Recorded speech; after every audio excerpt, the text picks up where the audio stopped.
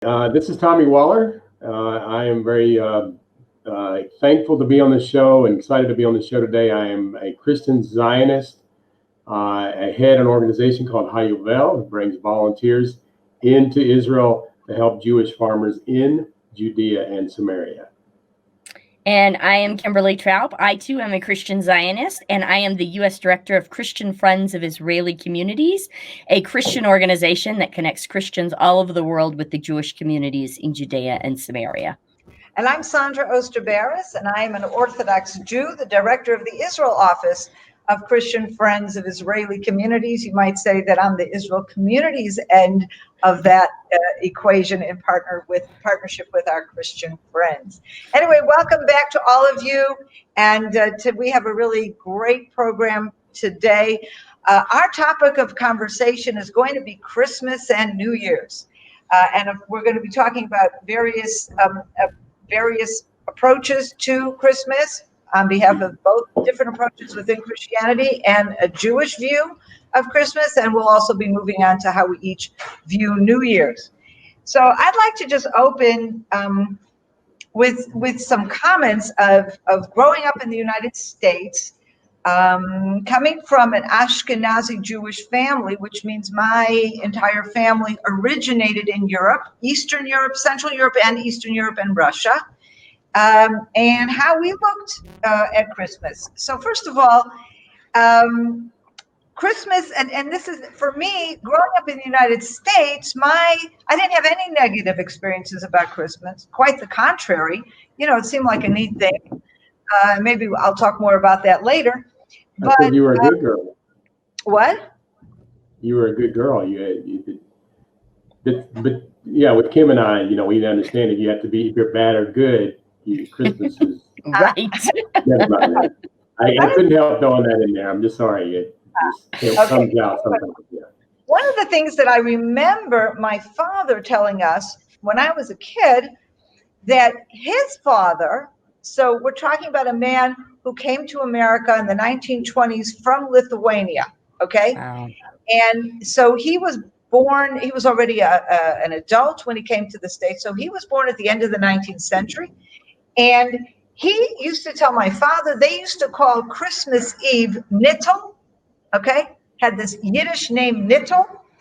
And they used to play checkers on Nittel. Okay? Now, I stored that away.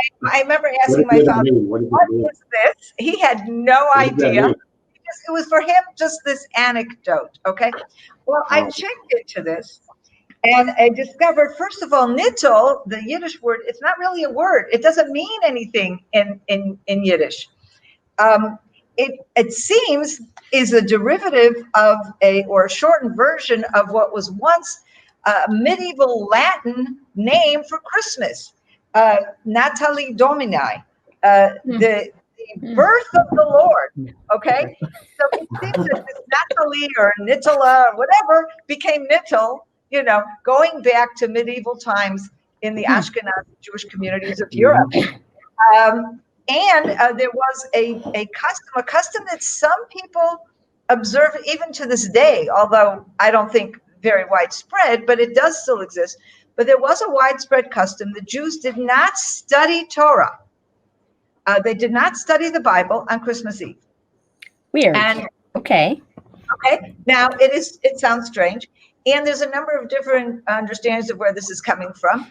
One of them is that it was a night where Jews decided to stay indoors behind locked doors, okay, or be very vigilant because, like so many of, Easter and Christmas both, Easter in a different way, these very intensely Christian holidays would very often become a fuse for anti-Semitism.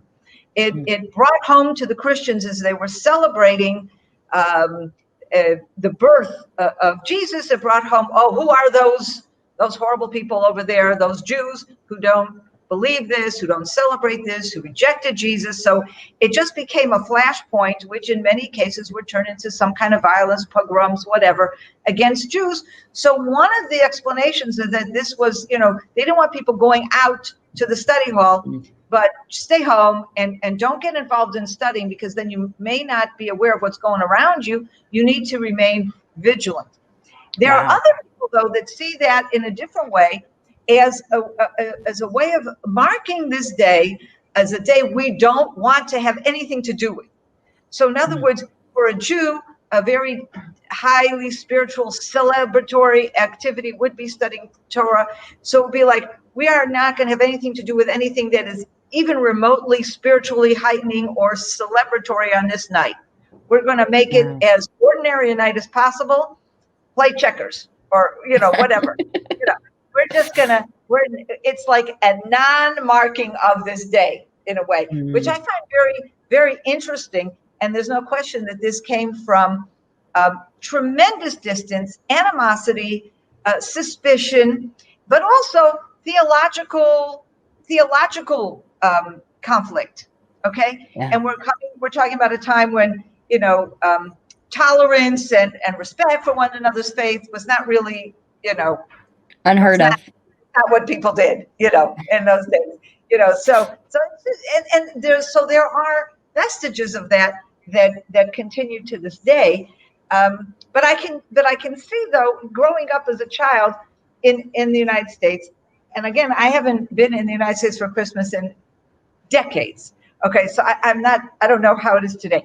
But when I was growing up, Christmas was everywhere. It began with the shops and the decorations of shops and the scenery, and some of them were actually just ordinary snow kind of scenes, but there was the reindeer and the Santa Claus and the Christmas tree. In Cleveland, there was one department store, which, by the way, was owned by Jews, but it was a business like anywhere else. And instead of sitting on Santa's knee, they had this other fellow who was called Mr. Jingling. It's like really, maybe because but you went and you sat on Mr. Jingling's lap, and he had a Christmas tree there, and he gave you presents. Now maybe it's because the owners were Jewish, so they didn't have Santa Claus. I don't know. But there was all this stuff, and there were all the Christmas specials on TV. And we watched the Christmas specials, and for us it was like, isn't that nice? We have our family holidays and they have their family holidays, and it was very easy to relate to them on that level. But on the other hand, there was always a feeling of, this is a holiday that we withdraw, not because we're afraid.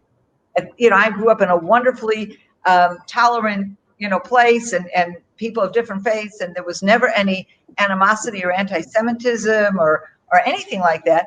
But on the other hand, there was the sense that the overwhelming culture is not ours. And so we kind of withdrew from that. And I think that was fine. I think, it reminded us that as American as we weren't as American as apple pie. There was something about the general culture in America that wasn't ours. And maybe, even though I grew up in a wonderful place, maybe this was something that also helped fuel my Zionism, because it helped me understand that this kind of a place will never be home in the same way that Israel is, where the whole culture, I am the majority culture in Israel, whereas in the United States, I would always be a minority. So, I think that kind of runs the span of what I know about my own attitudes and growing up and the more traditional attitudes towards Christmas in the Jewish community. But I know that both of you, Tommy and Kim, of course, have had all different kinds of experiences with Christmas as Christians. And Tommy, I know you've gone through a very interesting journey there. So why don't you tell us more about how you do or don't do Christmas? Yeah. Well, I have a question for you first. Is there been an influence of Christmas brought into Hanukkah? I mean, is there some things? There was. I'll tell you what's the influence, and that's the presence. Hanukkah was always, there was a Jewish custom that had nothing to do with Christmas, that parents would give money to their children, and it was called Hanukkah Geld in Yiddish, Hanukkah money. And it also had to do with playing a dreidel, which is like a little top, sivivon or a dreidel. And that's a little top that goes back, I don't know, many, many centuries, where the top has 4 sides, and each side has a letter engraved on the top, and it's a abbreviation for a great miracle happened there. When you play the game outside of Israel, you say great miracle happened there. When you play the game in Israel, you say a great miracle happened here. There's 2 letters that change. Doesn't matter. Anyway, and that was also a game that traditionally was like the closest to gambling you would ever get. You know, you spin the thing, and you either get 2 pennies or you get 2 pennies, and something like that. So there was that tradition of giving money, and had nothing to do with presents, had nothing to do with Christmas.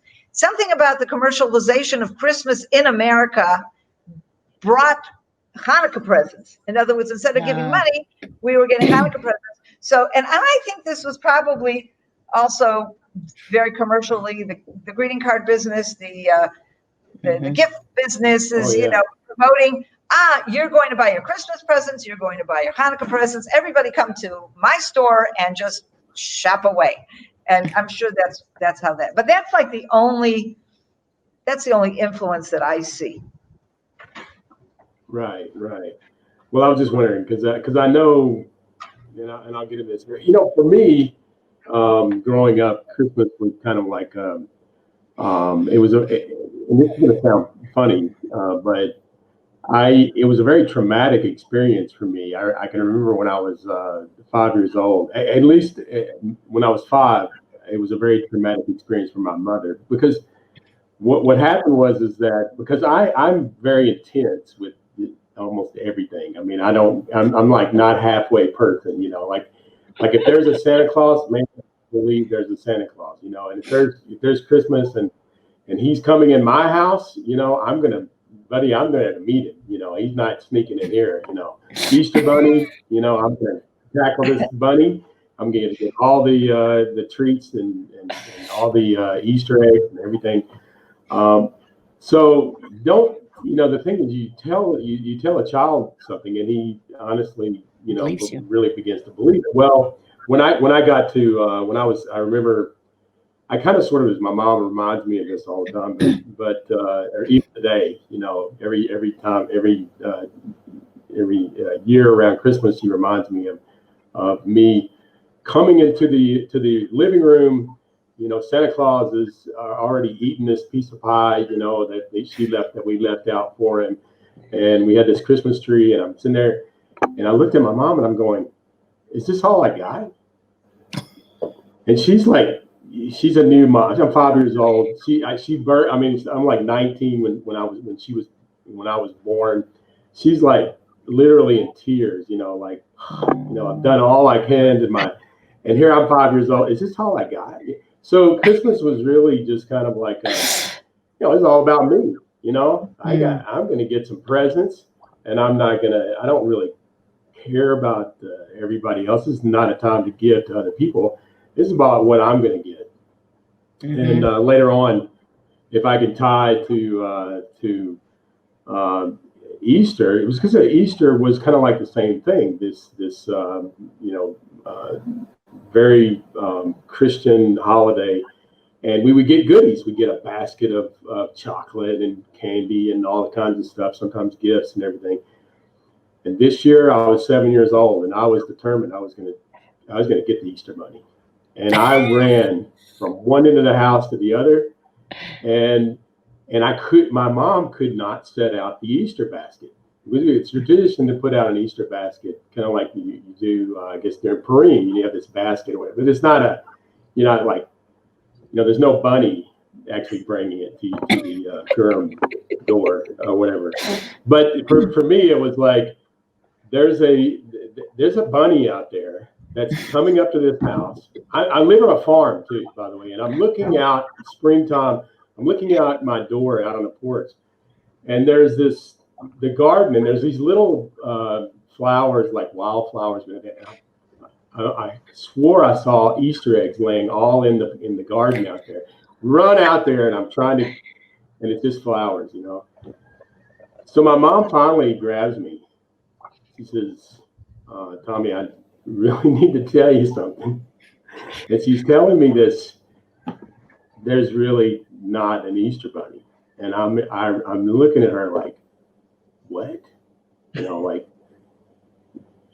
what do you mean? And now you're probably going to tell me there's not a Santa Claus. And so this is a really kind of, we laugh about it today, obviously, but sometimes I think it's for people like me that are really, I guess as a child, when you say things to children, especially kind of mystical, magical things, those things are taken in and are really devastating when you have to find out. Now I guess if I lived in Cleveland, I could probably expect some Jewish child to come and tell me there wasn't a Santa Claus at some time.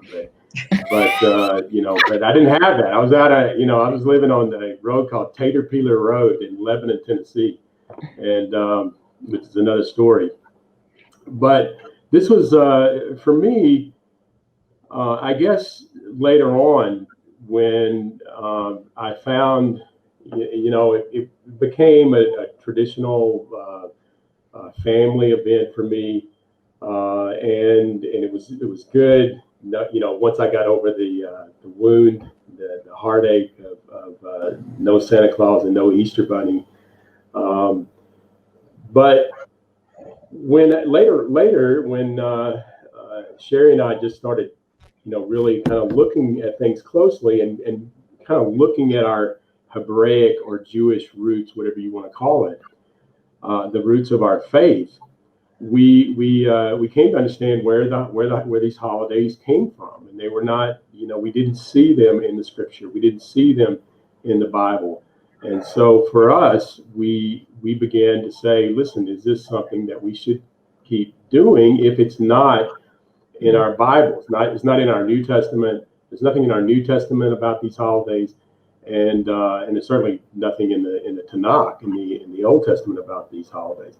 So we began to look at different things, and even Hanukkah for us. And I remember in the beginning, it was kind of like that. That was why I asked you that question, because I think for us to transition from Christmas to Hanukkah, because Hanukkah actually, for me, is a story that everybody needs to hear. It's not just a Jewish story. It's about, the redemption of Jerusalem and the fight for Jerusalem. And it's a Christian Zionist. Wow, what a story. What an inspirational story that is, to connect with these valiant men who men and women and families that were zealous to see the restoration of that of the temple, and as Christians, a lot of our story in the New Testament is surrounded by that temple that was restored during that period of time. Had it not happened, where would Christianity be? Where would Judaism be? Where would we all be if Hanukkah had not occurred? So I love to tell these stories that make sense, that really grip you, that are real, that are real. They're not imaginary. They're not fictional. They're not mythology. They're not anything like that. And for me, our children really, some of my children, even my children, I have older children now. My youngest is 16 now. My oldest is 35. So most of them don't ever remember doing anything except Hanukkah during that time of the year, and not doing Christmas and not doing Easter either. So, and I know that maybe there's people listening here that would say, "Oh, wow, is he even Christian?" And I think that's the new reality for us, is that we've become so, I guess that's part of our identity, is something like Christmas that's really outside of even the Bibles that we carry. And so I'm not blasting people. I'm not saying that you're not Christian if you do this, or you are Christian if you do this. And I don't want to put labels on people, but this is for us. And I think that there's a lot of people like me who are questioning some things that led us. Why was it in Europe, especially Europe? And I was just reading that in Central and Eastern Europe, especially, that Christmas was a very scary time for Jewish people. How do we get to that place where a holiday that we love was a nightmare for our Jewish brothers and sisters? And that really is a problem for me personally, because I'm here in the land. I'm working here with Orthodox community. I'm here with you, Sondra, a lot. We see each other a lot. We work together a lot. And for me, this has become personal to me, because now I'm sitting and talking and have a relationship with people that really suffered under some of these things that we thought was just a wonderful thing. So, but that's kind of my story. It's kind of funny, but it's amazing to me how God leads us down a particular road. I think a lot of Christians are like this. We're kind of on this journey of finding ourselves and understanding. And sometimes we've got to look back on the 2,000-year history, because we always talk about the 2,000-year history when we talk about it with the Jewish people. It's not being a good thing. It's just not been a good history. And then what can we do without compromising my identity as a Christian, as a believer, and the way I believe, without compromising that? What can I do to fix and make my faith a faith that will be good for Israel, be good for the Jewish people? When can I be recognized as a friend of Israel, and not the enemy of Israel, and not always having to overcome the hurdles that we've had to overcome, even with our holidays, these kind of things. So that's kind of my story, and my children love Hanukkah. They love the feast of Sukkot. To a lot of times the chagrin of our Jewish friends, they're like, why are you doing that? Sondra's like, why are you doing that? What are you doing? Well, we just, we're trying to make our way. Come on, if you take Christmas away from your kids, you gotta do something. Yeah, we got used to you, Tommy. We know you're strange, but it's okay. Yeah. Right. I think it would be interesting, for anyone who's watching this, who maybe is from Europe or Australia, write to us or put some comments in. Let us know, what is your feeling of Christmas as a Christian in your country? Because I only know of it from America. And, I think that as a Christian growing up in America, when I first heard this concept or this idea that Christmas was connected to this idea of persecuting Jews, I was horrified. And this is definitely not something that the American Christian Church talks about or acknowledges or understands. So I think I think it happened mostly in Europe, but maybe it happened in America too in the early days. I mean, I think America was more founded on this tolerance or coming for religious freedoms. And so when people of different, religions came to America, they had a little bit more freedom there, and it wasn't so much. Sure. But, I'm the opposite of Tommy. I grew up in a family that never celebrated Christmas. When I was really little, we did celebrate Christmas, but probably I was about 10. Yeah, I'm trying to think when we stopped celebrating Christmas. My dad got born again, and when he got born again, he was a lot like Tommy. Tommy and him would love each other. They were so alive. They would just be two peas in a pod. But he was very hardcore, and he was very all the way all the way. And so when he became born again later in life and started reading the Bible, and he really looked into the origins and the foundations of Christmas, which is, again, something that the American Christian Church does not talk about and does not go into. They are, you don't have to dig very far. They're very much that they are foundations in pagan holidays and traditions and religion, and it goes back all the way to Constantine. Basically, in a nutshell, if this is the first time you've ever heard that, basically Constantine came in, he declared Christianity as the new religion to an extremely pagan world and expected them to change and accept it overnight, of which they rejected.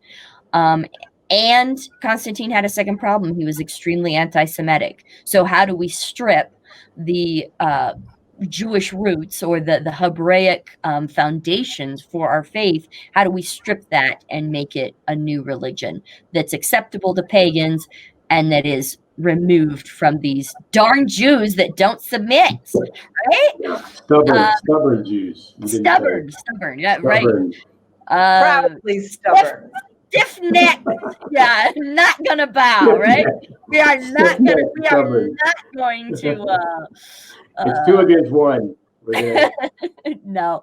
So yeah, so really it was very simple. There were extremely pagan holidays, especially around December 25th. And so what did we do is we created Christmas, or he did, and we didn't. And then as a result, Christians have always celebrated Christmas and put Jesus's birth there. It's very clear when you read the Bible and you read the biblical account, it did not happen in the middle of winter, December 25th. There's no way. It just was not the time that they would call for a census. It's not the time that shepherds would be in the field next to Jerusalem in Bethlehem. It would have been one of the major feast times. So take your pick: Passover, Pentecost, or Sukkot. One of those three feast times. It's interesting. I don't think from the history that I've read, even kind of preparing for today, and what I heard in the past, was that even in Christianity, the Puritans actually for a season outlawed Christmas. Right? You couldn't do Christmas. Christmas was kind of looked at as a very immoral holiday, right, where people were just doing really lewd things. About getting, rather than giving. It was. I mean, in Europe, it was a very kind of Mardi Gras kind of festival, is what I heard, and I understood that's right. And so in the early, when the Puritans came over to the U.S., they actually said, no, we're not doing Christmas. But eventually, they got kind of put down and started, and the tradition started coming. But the commercialization of Christmas wasn't that big of a holiday until probably after the 1940s, right, 1930s. I mean, that when Sears and Roebuck realized the money that they could make on Christmas, that's when everything changed, and that's why we have Black Friday. Now, imagine these horrible people like Tommy Waller coming out wanting to stop Christmas. It would be the downfall of America. I have to tell you, when I grew up, my father owned a bunch of card and gift shops. Okay. Yeah. And he made most of the money of the year in December. Yeah.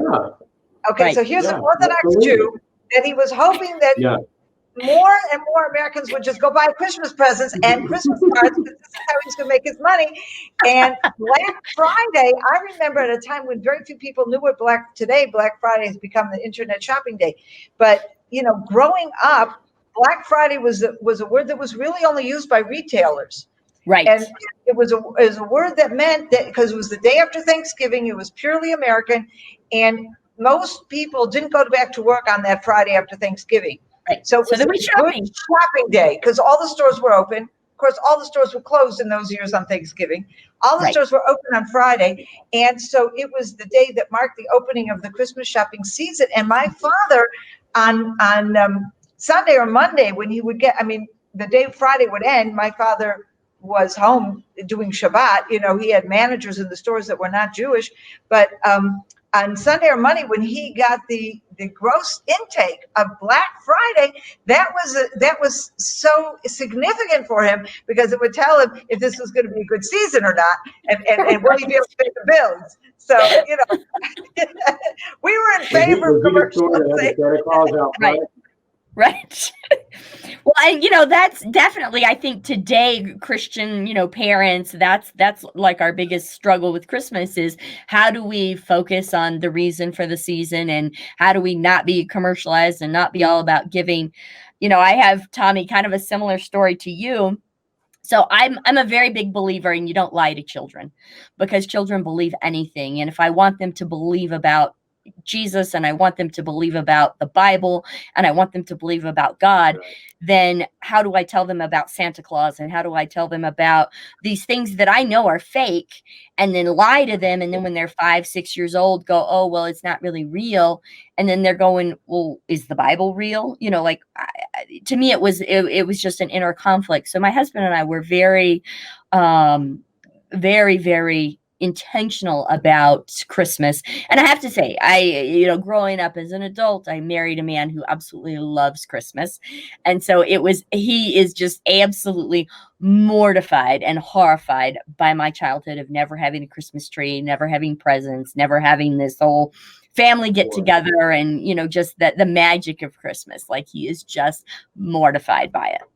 So as a result, we celebrate Christmas. We have a Christmas tree, we have Christmas lights, that kind of a thing. But with my kids, so we really went with the whole Santa thing, because Santa is a huge part of Christmas, in every store window and every Christmas card and everything. We really just took them back to, what is the legend of Santa Claus, who was Saint Nicholas, and where did this come from, and that kind of a thing. So my children, my oldest was in kindergarten. She's riding the bus. And so we had talked about St. Nicholas, and clearly he was a man that lived hundreds of years ago, a couple centuries ago. So the little girl, the neighbor kid, is on the bus, and I'm sitting in the neighbor's yard waiting for the bus. The little girl jumps off the bus. She comes running up to my car, and she bangs on my window, and she goes, "Abby said Santa's dead." And I'm like, you're gonna say that. What?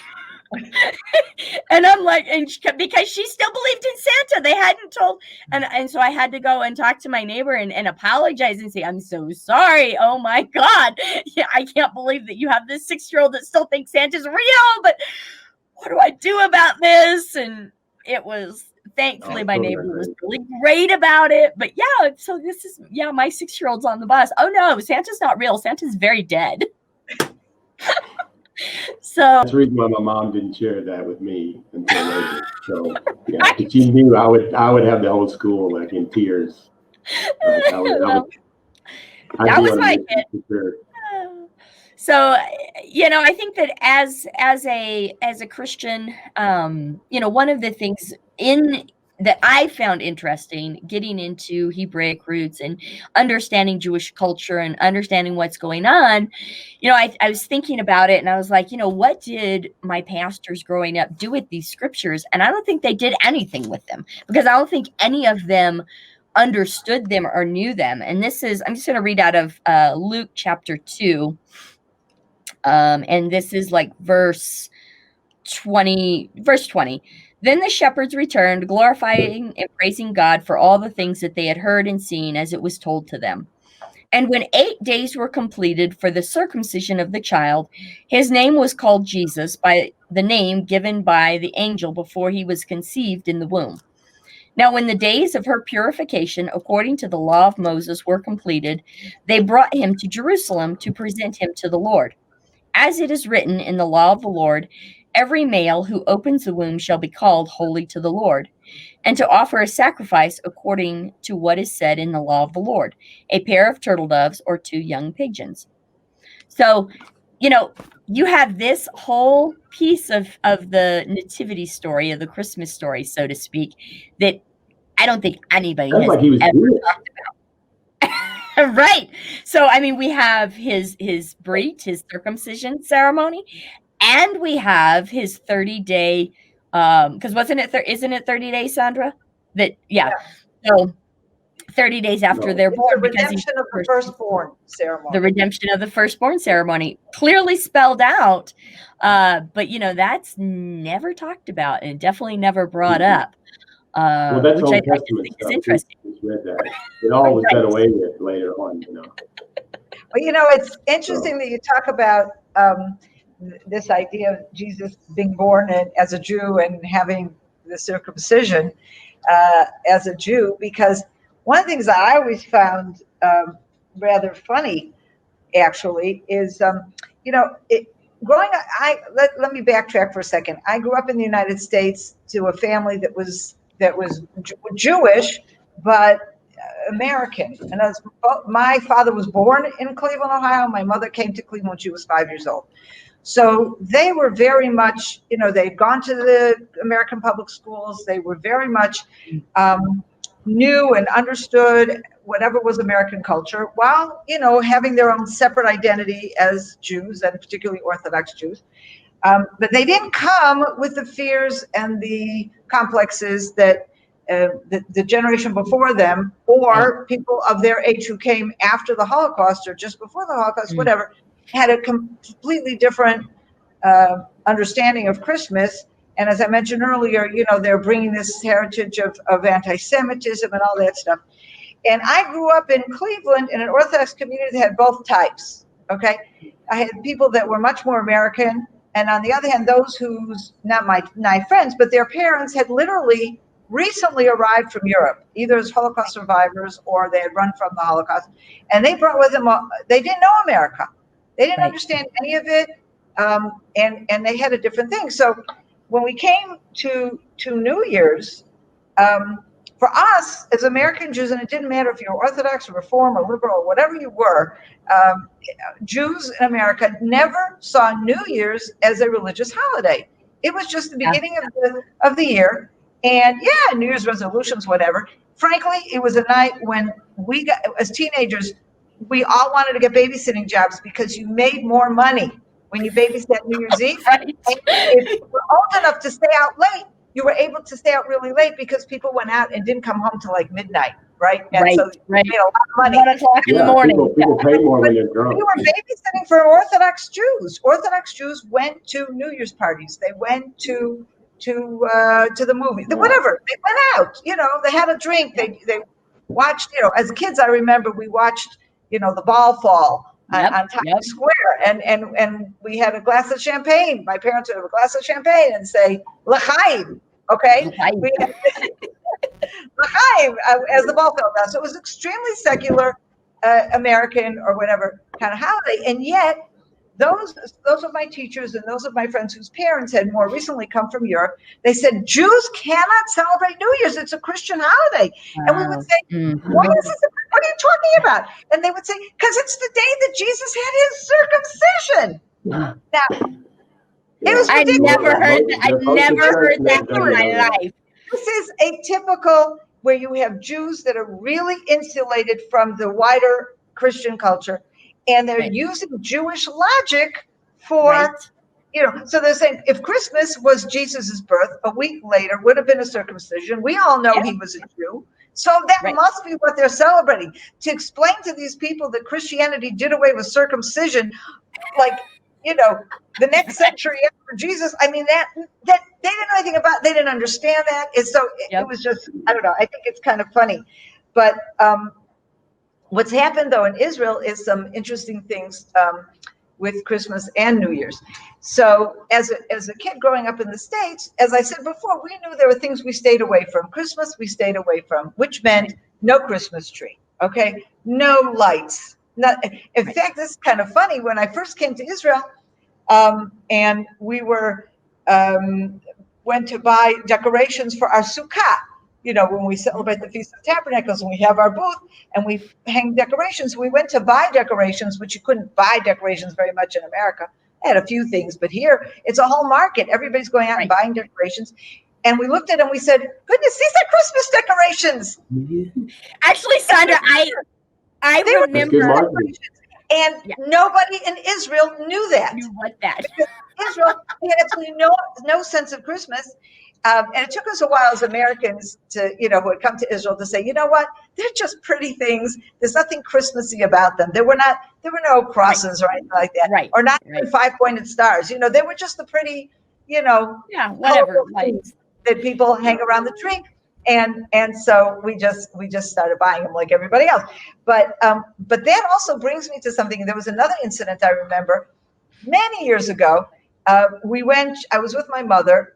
She was visiting here at the time, before they moved here, and she was buying presents in Israel to take back to the grandchildren that were still in the States. And she wanted the store owner, she was buying them here, and she wanted the store to wrap them. So she pulls out this wrapping paper. The wrapping paper had Santa Claus. Okay, it was Santa Claus and the reindeer and snow. Okay. And my mother looked at her and she said, "You have her wrapping paper?" And she looked at it. She says, "Why? What's the problem?" And my mother said, "Because this is a Christmas scene." And she said, "Oh, no, it's not. It's just a winter scene. It's a sleigh and an old man in a white beard in the snow." I mean, there was no awareness of all this stuff. And then the Russians came, okay? In the beginning of the early 90s, the Russians came in great numbers, and it turns out, and some of them were putting up Christmas trees. And when you went to these Russians and you said, "Christmas trees, what are you doing?" They said, "What are you talking about? This is not a Christmas tree. What's Christmas? We don't know what Christmas is." Well, it turns out they're secular. When communists came into Russia, they canceled all religious holidays. But you had this whole population of Christians in Russia who had attachments. It reminds me of what you were saying about Constantine, finding the pagan roots. Here was the opposite. The Russians said, we want to have a secular holiday, but we can't force these people to separate from some of the symbols of their Christmas. So they said, okay, you can keep your Christmas tree. But instead, they had this holiday called Novi God. Novi God is New Year's. And so this became a totally secular Winterfest kind of holiday with a Christmas tree. That is hilarious. When the Jews from Russia, who had come from a completely assimilated background because of forced communism all these years, and they know so little about Judaism or about Christianity or about anything, right? And they come to Israel and they start putting up Christmas trees and they're saying Novi God. They said, "Why not Novi God?" It's kind of like some American Jews in Israel today like to celebrate Thanksgiving because it's a purely secular holiday. At least, it's not affiliated with a particular religion. And it's, reminds you of how you used to do things in the home country, so to speak, in the old country. I thought it was because that's really what happened. And then after that, you had suddenly you started having these parties, New Year's Eve, they call them Sylvester parties. I'm thinking, what's Sylvester? And it turns out Sylvester is a name used for New Year's Eve, mostly in Central Europe. So this was called Novi God in Russia. It was called Sylvester in Central Europe, but the name Sylvester goes back, much more to ancient times. And so it seems that secular people would even celebrate, not too many, but a few would celebrate Sylvester here in Israel going back to the 30s, but it was not a big deal. It was not, people didn't really know about it. It was not at all, so when you had all these Russians coming that are very secular, and they brought this Novi God, it suddenly says, "Oh, Novi God, that's Sylvester." And it suddenly became, and also you have people today, of course, what we didn't have when we were first in Israel, you have cable television, and you can watch all the TVs. So everybody is seeing the ball fall from Times Square, or you're seeing the fireworks in Australia, in Sydney, because they do it first. And, you see that whole group of people. So in Israel, suddenly today becoming more open to the way people do things all over the world, New Year's became more of a thing, and you have more and more people celebrating Sylvester. But the problem is, who was Sylvester? Sylvester was a pope who was very anti-Semitic. And just to bring this all full circle, seems from what I read, Sylvester was the pope who converted Constantine. Yep. So he's the guy that brought in Christmas, so to speak. Combining the pagan. And so today, what an irony that you have Jews in Israel bringing in Sylvester because they want to have this celebration of New Year's like everywhere in the world. So what can I tell you? I don't have a problem with New Year's, but I don't celebrate it. It's not a holiday. And I would say that's the case of Jews everywhere here in Israel. Even if they go to Sylvester parties, it's just an opportunity to feel like we're citizens of the world. And we watch the fireworks in Sydney on TV, and we watch the ball fall, in New York. Times Square. And that is like, midnight, middle of the night in Israel. In between that, we're going to drink champagne and go dancing. That's about all it is. So, Sondra, I do have to ask you, did you guys eat Chinese on Christmas? No, that's only people who weren't kosher. Oh, okay. Really? In other words, this is people who didn't keep, even people who did keep somewhat kosher. This is what would happen. See, I was in an Orthodox community, very insular. I went to Jewish schools. My friends, my neighbors, my community, everybody I knew and had anything to do with were Orthodox Jews. So for us, Christmas was an absolutely non-event.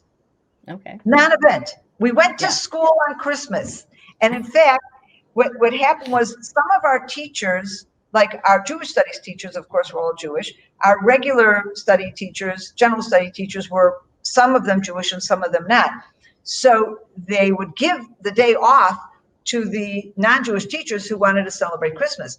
So my mother, who was a teacher in the school, would take over the classes of some of the non-Jewish teachers. So we had a full day of school on Christmas. So we were totally different. Okay. But Jews who were more secular, who went to public schools, they were surrounded by this. It was a day off in the celebration. They weren't going to do Christmas trees. They weren't going to go to midnight mass. They weren't going to do any of that kind of stuff. But for some reason, they said, oh, well, we'll just order in Chinese. Now, the Chinese food was not kosher.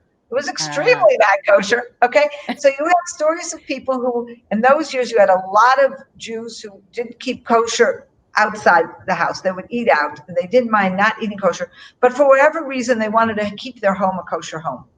Right. And so what some of these people would do, they would order in the Chinese and eat it in the den because the kitchen was kosher, but the den was not. Den had the TV, right? So you had Chinese food in the den. Yeah. But that I learned about much later, as some of my friends who grew up that way, but then became Orthodox, would tell us these stories about, the Chinese food in the den. But really, well, and I think the tradition comes from, because you and I talked about it, because it's a thing here. So why do I know about this? Because I didn't know about it. But the kosher deli in Denver. So every year on Christmas Day, it's a huge thing where they have a Chinese buffet. I mean, it's all kosher, but it's Chinese food, Chinese buffet on Christmas Day, for the Jewish community in Denver. And I said, so where did this come from? But I guess it really stems back to the Chinese were the only restaurants that were open because they don't celebrate Christmas either. Right. That's right. Absolutely. Because all the restaurants would be closed. So anyway. Well, does New Year's have any meaning to you other than, sure, let's drink and, and say Happy New Year and kiss under the whatever and, I think it definitely does not carry the import of like Rosh Hashanah, the Jewish New Year. I think the Jewish New Year is very much about introspection. It's very much about, making amends for anything that you've done wrong the past year, anybody you've offended. It's really about seeking forgiveness. And it's really about starting off on the right foot. I think the only traditions that we have are, the infamous New Year's resolutions that are broken by February 1st, if we're lucky. And I think there is some sense of it being, a new beginning, I sitting here in 2020, looking towards 2021, last New Year's, we were all pumped, 2020 is going to be this amazing year and it's going to be so much fun. And, so. Ed decided he's canceling 2020 Yes. My husband, he decided, that's it, we're canceling it. It just didn't happen. It didn't happen. Yeah, we need a reset. This one had a virus. That's right. Although I have to say that we've seen a lot of miracles. I know for us, Amen. it's just a lot of miracles have happened, and sometimes I think we have to go through really hard situations to see God.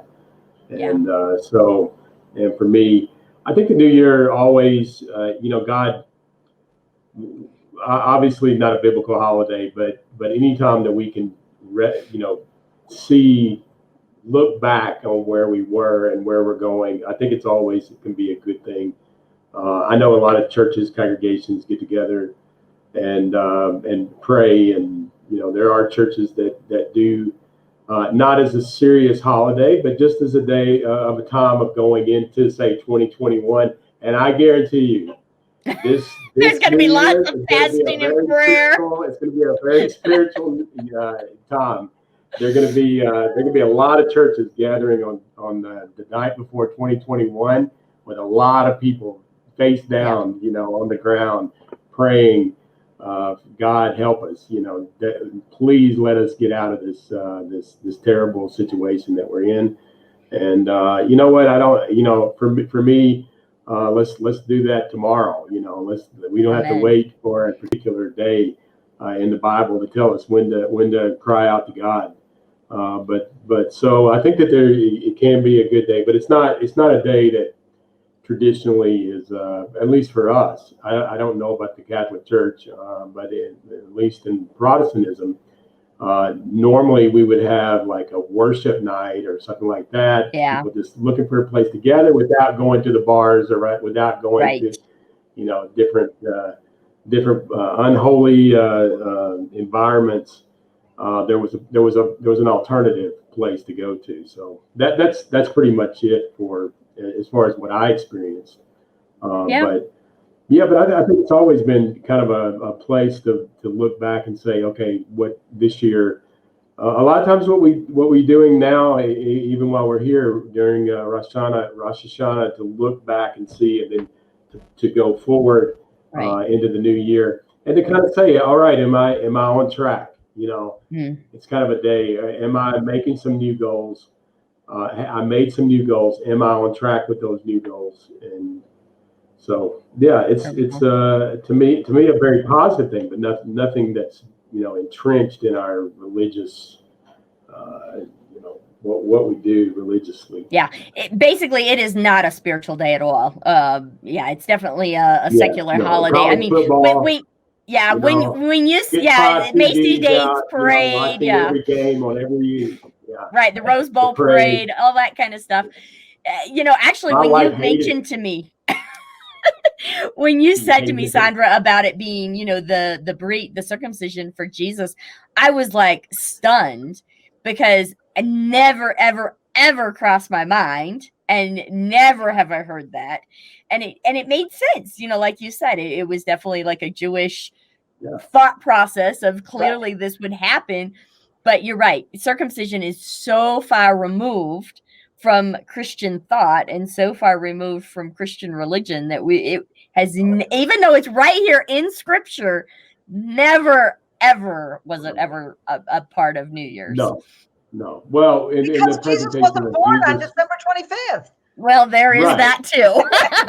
In Christianity, the argument is he didn't keep Torah either. So I mean, he wasn't. That wasn't. So why would we talk about him being circumcised? Because he did away with Torah. Right. Sadly, that's the narrative.